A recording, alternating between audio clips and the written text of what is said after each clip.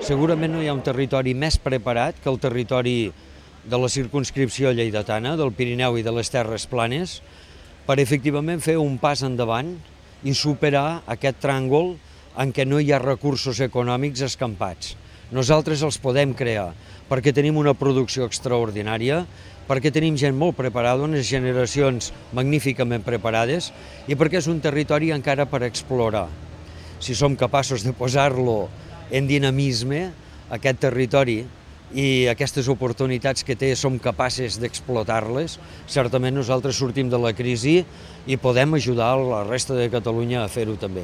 Som l'única força política que defensem el territori, que ens hem oposat estem per la desnuclearització de Tarragona i perquè apostem per una modernització ecològica, és a dir, per poder generar ocupació a partir de la sostenibilitat. Girona és una terra que té tot aquest potencial i l'hem de desenvolupar al màxim, no? I aquesta és la nostra opció, igual que aquest canvi de model productiu. El que no podem continuar és un model productiu antiquat, un model productiu dependent del petroli, per la qual cosa hem de potenciar les energies renovables.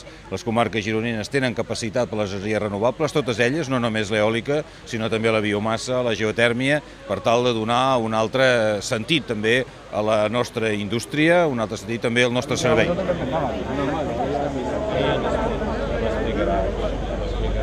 Mireu, ser d'esquerres no és posar un fons vermell en els mítings i criticar Díaz Ferran per després fer la reforma laboral que voldria Díaz Ferran per treballar més i cobrar menys. Ser d'esquerres vol dir esforç fiscal pels qui més tenen.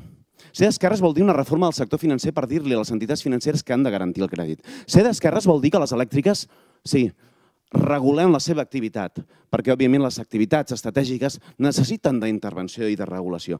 Això és ser d'esquerres. Poder només amb el més dèbil, sinó també amb qui més pot.